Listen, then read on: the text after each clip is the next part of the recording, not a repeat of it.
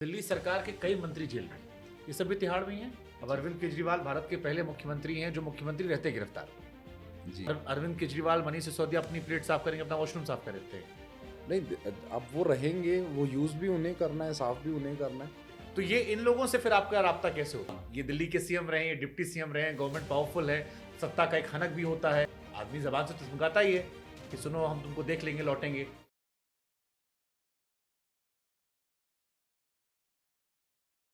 दिल्ली सरकार के कई मंत्री जेल में हैं। ये सभी तिहाड़ में ही हैं।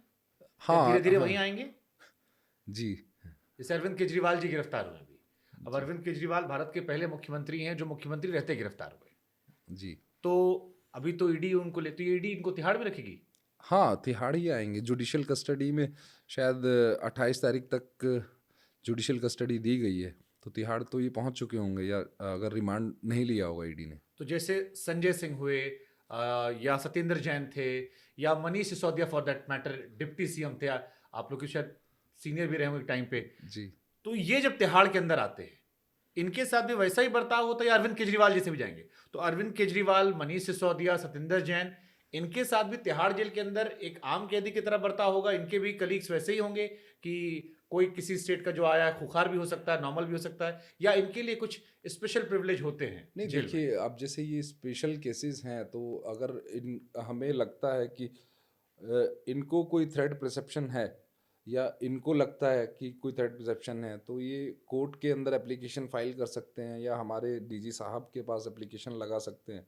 सिक्योरिटी देखना हमारा प्राइम मोटो है, सेफ्टी एंड सिक्योरिटी। तो अगर हमें लगेगा ज़रा भी, तो इनको सॉलिटरी अलग हम शायद सिक्योरिटी प्रोवाइड करें, अलग सेल में रखें। वो इनके ऊपर डिपेंड करता है कि ये किस तरह का सबमिशन देते हैं। तो जैसे अरविंद केजरीवाल हुए, मनीष सिसोदिया हुए, आपने मान लीजिए इनको सेल भी अलग दे दी, तो इनकी सेल में जेल में क्या होगा? मतलब कि इनकी सेल कैसी होती है? नॉर्मल सेल है, सिंगल ऑक्यूपेंसी की सेल की एक लेटने लायक जगह होगी, उसके बराबर में एक छोटा सा एक आपका टॉयलेट है हाँ। और बाथरूम है, और उसी के अंदर ये रहेंगे। नहाना खाना जो सब कुछ है वो सेल के अंदर रखेंगे और सीसीटीवी से पूरी तरह मॉनिटर करेंगे और इनको। इनको भी जेल में कोई काम करना पड़ेगा या केवल रेस्ट करना नहीं है? देखिए, अभी तो ये अंडर ट्रायल्स हैं, तो बीइंग अंडर ट्रायल ये भी जुडिशियल कस्टडी में है, हम्म। और काम कन्विक्ट लोगों से लिया जाता है जब वो स्टेट कस्टडी में आ जाता है। ओके। तो जब अगर इनको कन्विक्शन होता है, तो फिर हम इनको लेबर अलॉट करेंगे। हम्म। कि अलग अलग काम के लिए अलग अलग करते जी। हैं। अच्छा, जैसे जो बेसिक फैसिलिटीज होती है, जैसे पंखा हो गया या वॉशरूम साफ करना हो गया, बर्तन साफ, अपना प्लेट साफ, तो ये सारी चीजें दूसरे लोग आकर कर जाते होंगे इनकी सेल में? नहीं नहीं, ये खुद करेंगे, दूसरा क्यों करेगा? तो मतलब अरविंद केजरीवाल, मनीष सिसोदिया अपनी प्लेट साफ करेंगे, अपना वॉशरूम साफ कर देते हैं। नहीं अब वो रहेंगे, वो यूज़ भी उन्हें करना है, साफ भी उन्हें करना है। तो वहां पर ये मतलब नहीं रखता कि आप डिप्टी सीएम रहे थे या सीएम रहे थे। जी, मेरे हिसाब से किसी भी तरह का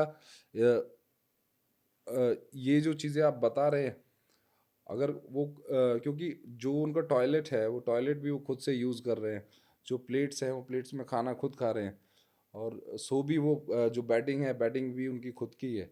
तो अकेले अगर रहना है तो उन्हें ही करना है। नहीं, तो जैसे अरविंद केजरीवाल करंट मुख्यमंत्री अभी है, चलिए मनीष सिसोदिया ने तो अपने पद से इस्तीफा दे दिया, अब वो मंत्री नहीं है, तो अब वो एक आम इंसान हो गए।